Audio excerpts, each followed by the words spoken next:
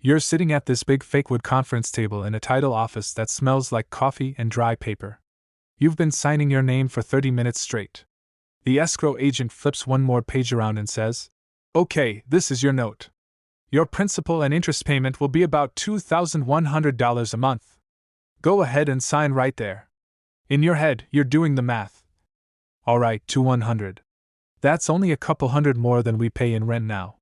Well, tighten up for a bit. At least we're finally building equity instead of throwing money away. You sign. Everyone shakes your hand. Your realtor takes the cheesy photo with the big key that says, "Sold." You post it with new chapter and 20 heart emojis. Fast forward 1 month. You're at work when your phone buzzes. Mortgage payment, $2,103.76, processed. Escrow for property tax/insurance, $538.42, processed. HOA dues, $165, processed. Then, because the universe has a sense of humor, the water heater dies and the plumber wants $1,100 to replace it. You open your bank app. Before you've bought groceries, before you've paid the electric bill, before you've filled your gas tank, your $2,100 mortgage has just turned into $3,300 plus gone in about 4 seconds. You look around your new starter home, the empty dining room you haven't furnished yet, the boxes you still haven't unpacked, and this quiet little thought hits you. Did we just sign up for 3 decades of being broke? For this? They call it a starter home. But for most people, it's a lifetime debt sentence. And that sentence is what I want to talk about. My name is Alex, and I spend way too much time breaking down the money traps that look totally normal in America, especially the ones wrapped in granite countertops and just married photos. Because there is a very specific trap sitting inside that $400,000 starter house. On the listing, it looks reasonable. On the mortgage calculator, it looks barely higher than your rent. In your actual budget, it eats half your paycheck and quietly stops you from ever building real wealth. So hey race, what we're going to do in this video. I'm going to walk you through the real math on a typical $400,000 home in the US right now, the $80,000 down payment, the 7% mortgage, the property tax, insurance, HOA, repairs, all of it. Add up the actual 30-year cost on screen so you can see how a $400,000 house really becomes $800,000, $900,000, even more. Show you 2 people with the same income, one buys the starter home and becomes house poor, the other rents something smaller and invests like crazy. And then give you simple rules, how much house you can really afford, when buying is actually smart, and when that starter label is just marketing for a very expensive cage. If you've ever thought, we make decent money, why does it feel like we're broke since we bought this place? Stay with me. If you haven't bought yet but everyone around you is saying, you're wasting money on rent, you need to buy now before it's too late, definitely stay with me. Because buying a home can be one of the best decisions you ever make. Or it can be the thing that quietly keeps you stuck for the next 30 years. The difference is not just the house. It's the math and the timing. Let's start with the part the realtors and mortgage calculators conveniently gloss over. 1. The $400,000 illusion. What you think you're buying. So, picture you're scrolling Zillow. You see this cute 3-bedroom, 2-bath in a good school district, about 20 minutes from work. Backyard. 2-car garage. Granite that's, 10 years out of date but still technically granite. The listing says, price, $400,000. Zillow helpfully shows, estimated mortgage, $2,100 per month. You turn your phone to your partner like, babe, that's totally doable. We're paying $1,900 in rent already. It's just a couple hundred more and we get a house. That estimated mortgage number is the illusion. It's just principal and interest. Nothing else. Let's break down what's actually happening when you sign the papers. You buy this $400,000 place with 20% down, $80,000. That leaves a loan of $320,000. Say you get a 30-year fixed mortgage at 7% interest. That's been very normal lately. Your principal plus interest monthly payment on that loan? Right around $2,130. So far, that lines up with the Zillow fantasy. About $2,100. But owning a house is not just paying the bank back. You also have property taxes. Homeowner's insurance. Probably an HOA. And the one everyone forgets until it hurts: maintenance and repairs. Let's run reasonable, not extreme, numbers. Property tax. Say your area is around 1.25% of home value per year. On $400,000, that's $5,000 per year, about $417 per month. Homeowner's insurance. Well, call it $100 per month. HOA fee, super common now. Let's say $150 per month. Maintenance v repairs, rule of thumb is 1% of home value per year. On $400,000, that's $4,000 per year, about $333 per month. Now stack those onto your $2,130 mortgage. Mortgage, PVI $2,130. Property tax, $417. Insurance, $100. HOA, $150. Maintenance, average $333. Your real monthly housing cost is about $3,130. You thought you were signing up for $2,100. You actually signed up for something more like $3,100 to $3,300 once you add utilities and all the little homeowner surprises. If your household take-home pay is, say, $6,000 a month, you just promised half of that, every month, to this one building. For 30 years. That's the trap. The number on the listing is not the number that shows up in your budget. 2. How a $400,000 starter home becomes a $1 million commitment. Monthly pain is one thing. The long-term total is where it really gets insane. Let's stay with that same house. Purchase price, $400,000. Down payment, $80,000. Mortgage, $320,000 at 7% on a 30-year term. You're making 360 payments of roughly $2,130. Over the life of the loan, you send the bank $2,130 times 360 equals $766,800. Of that, $320,000 is what you actually borrowed. About $446,800 is pure interest. That's almost $500,000 just for the privilege of borrowing money. Now add in the long-term costs we just talked about. Property tax, $5,000 per year times 30 equals $150,000, and that's assuming taxes never go up, which they will. Insurance, $100 per month times 360 equals $36,000. HOA, $150 per month times 360 equals $54,000. Maintenance, $4,000 per year times 30 equals $120,000. Let's run a running total. If you had this on screen, it would climb like this.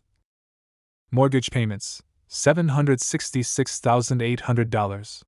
Plus property taxes, $150,000, $916,800. Plus insurance, $36,000, $952,800. Plus HOA, $54,000, $1,006,800. Plus maintenance, $120,000, $1,126,800. That's what you're on the hook for over 30 years, ignoring inflation. Now tack on the $80,000 you put down. Another $10,000 to $15,000 in closing costs and move-in stuff, appliances, blinds, deposits, etc. You're easily into the $1.2 million range of lifetime cash out to live in this $400,000 starter home. But Alex, some of that is building equity. Yes. Some. If home prices rise and you stick it out, you can absolutely end up with a paid-off house worth more than you paid. But it's not magic. And it's not free. You still spent hundreds of thousands on interest. Hundreds of thousands more on taxes, fees, and upkeep. You just buried those costs under the feel-good story of, "I'm investing in my future." Investing is when your money makes you more money. Most of what you pay in the first 10 to 15 years of this mortgage isn't that. 3. The first 10 years, equity versus reality. Let me zoom in on those early years, because this is where a lot of people get confused. On that $320,000 loan at 7%, your first year looks roughly like this. You pay about $25,500 total in mortgage payments. Only around $7,000 of that actually reduces the principal. The other $18,500 plus is interest. You do that for a few years. By year 5, you've paid over $125,000 to the bank. And maybe knocked your loan balance down from $320,000 to somewhere around $290,000. So let's say after 5 years, your house has appreciated from $400,000 to $450,000. On paper, your equity is $450,000 value minus $290K remaining loan equals $160,000 of equity. Not bad. But remember, to get that $160,000, you put $80,000 down, paid well over $100,000 in mortgage payments, plus taxes, insurance, HOA, repairs. This is why the rent is throwing money away line is so shallow. Yes, with rent you don't get equity. You also don't owe the bank $446,000 in interest. Owning isn't automatically winning. It depends on timing, price, and whether you can comfortably carry the payment without strangling the rest of your financial life. And that brings us to the part where we compare two people in the same situation who make very different choices. 4. House poor versus the boring renter. Same income, very different outcomes. Let's create two couples. Same ages, same city, same jobs. Couple A, Chris V. Taylor, they buy the $400,000 starter home. Couple B, Jordan V. Sam, they keep renting a smaller place and invest hard. Both couples. Combined gross income, $100,000 per year. Take home after taxes, let's ballpark $6,000 per month. Couple A, we're tired of renting. Chris V. Taylor scraped together an $80,000 down payment, savings, help from parents, whatever, and buy that $400,000 house. Their all-in monthly housing cost, like we said, is about $3,100 per month. That's over 50% of their take-home pay. After cars, gas, groceries, health insurance, student loans, internet/phone, just life. They're lucky to invest $200 to $300 a month in retirement accounts. Most months, something breaks or pops up and they invest less. They're proud they own. But they're constantly 1 or 2 bad months away from putting repairs on credit cards. We're not ready to buy yet. Jordan V. Sam ignore the "you're wasting money on rent" noise for a while. They rent a decent but not flashy apartment or small house for $1,800 per month. Add renter's insurance and utilities, and their all-in is maybe $2,100 per month. Compared to Chris V. Taylor's $3,100, that's a $1,000 per month gap. Now here's the key, they don't just blow that $1,000 on lifestyle. They decide $800 of that gap is going to long-term investing. $200 is going to building and maintaining a serious emergency fund. So every month, quietly, they invest $800 into a diversified index fund, getting an average 8 to 10% over the years. Let's fast forward 10 years. Chris V. Taylor after 10 years. The house has gone up from $400,000 to, say, $550,000. Their loan has gone from $320,000 down to maybe $270,000.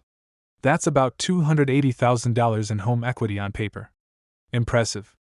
But they've also paid over $250,000 to $300,000 in mortgage payments, plus $50,000 plus in property taxes, plus $30,000 to $40,000 in HOA and insurance, plus $30,000 to $40,000 in repairs/maintenance. If they sell, they don't walk away with $280,000. They still have realtor commissions, 5 to 6% of sale price equals $27,000 to $33,000. Closing costs. Potential repairs to satisfy the buyer. Maybe they net $230,000 to $240,000. They've got a chunk of money. But they've also been stressed for a decade, and they don't have much outside of the house. Jordan V. Sam after 10 years. They never bought in this period. Their rent went up over time, maybe from $1,800 to $2,200, but they kept it controlled and kept investing close to that $800 per month. Over 10 years. They've invested $96,000 of their own money, $800 times 120 months. At 8% average annual return. Their investments grow to around $140,000 to $150,000. At 10%. Around $155,000 to $170,000. They also kept a decent emergency fund, had the flexibility to change jobs, move neighborhoods, even switch cities if they wanted. Now at year 10, they say, okay, now we're ready to buy. They can take, say, $100,000 of that investment account for a down payment. Leave the rest invested. Buy a place they actually want, in an area they know they like, with a much smaller mortgage than Chris V. Taylor started with. Who's really ahead? It's not as simple as owner good, renter bad. The question is, do you buy in a way that lets you also build financial flexibility? Or in a way that eats it? Chris V. Taylor bought early and stretched thin. Jordan V. Sam bought later and from a place of strength. Same income. Completely different trajectories.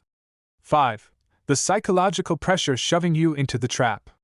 If that math makes the $400,000 starter home look risky, why do so many people sprint into it?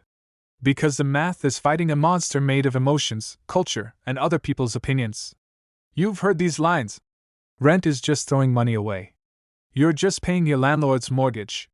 By your age, we already had a house. If you don't buy now, you'll be priced out forever. Plus, Instagram photos of first home. So blessed.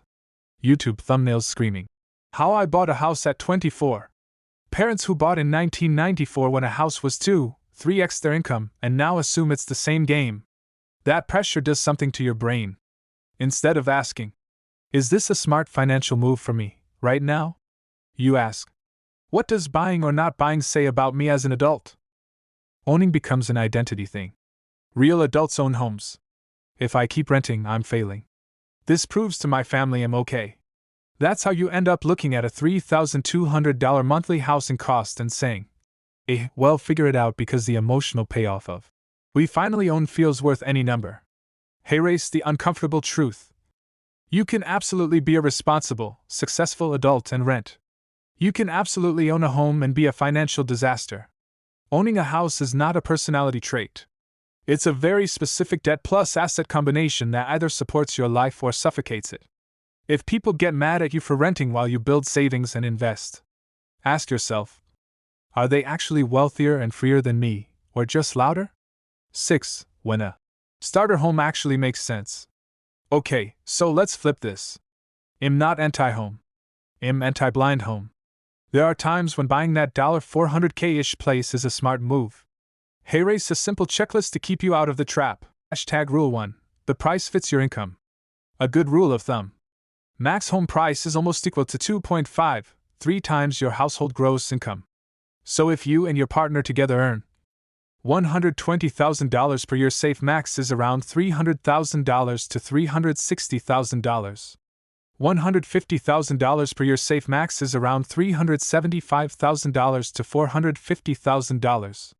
If your total household income is $90,000 and you're eyeing a $400,000 house, that's not starter home. That's I like anxiety. Rule 2. All-in housing costs less than or equal to 25 to 30% of take-home. Not just the mortgage. Add up. Mortgage, principal v. interest. Property tax. Homeowner's insurance. HOA. Average monthly maintenance. Your total housing should ideally be 25% of take-home if you want to build wealth fast. At an absolute max, 30%. If you take home $6,000 per month, 25% equals $1,500. 30% equals $1,800. A $3,100 housing cost isn't a stretch. It's a chokehold. Banks will happily approve you for 40 to 45% of your gross income in housing payments. Their risk tolerance is not lifestyle advice. You have an emergency fund after closing. If buying the house takes your savings from $30,000 to $500, you are walking into a gunfight with a Nerf gun. Before buying, you want at least 3 to 6 months of essential expenses sitting in cash after you pay your down payment and closing costs. Because water heaters die, roofs leak, jobs disappear, relatives need help. If every problem after you buy has to go on a credit card, you didn't solve the throwing money away problem. You just changed who you're throwing it to. Rule 4. You plan to stay at least 5 to 7 years. Buying only starts to beat renting financially when you spread the transaction costs, closing, agent fees over time. Survive the interest-heavy early years. Actually participate in appreciation.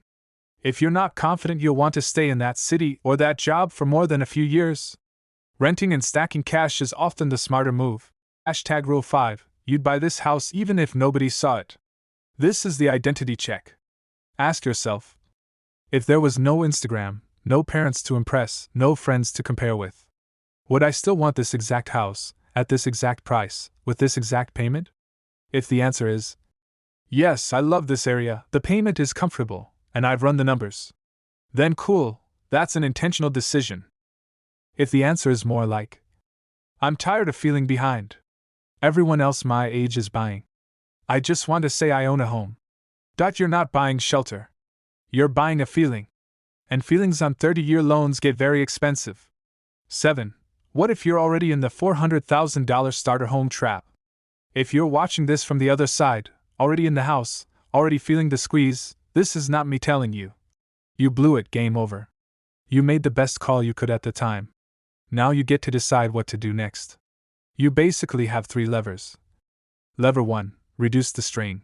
Can you refinance later if rates drop? Even 1% lower can be huge. Can you appeal a clearly inflated property tax assessment? Can you cut other fixed costs, car payments, subscriptions, extras, to free up breathing room? A lot of people survive a too-big house by refusing to let every raise turn into lifestyle creep. Every dollar of new income goes to emergency fund, killing other debts, extra principal payments, not new cars, not nicer vacations. Lever 2. Make the house work for you. Can you rent out a room? House hack the basement. Add a roommate for a few years? An extra $600 to $1,000 a month from a tenant can turn a suffocating payment into a manageable one. Yes, sharing space isn't glamorous, but neither is quietly drowning.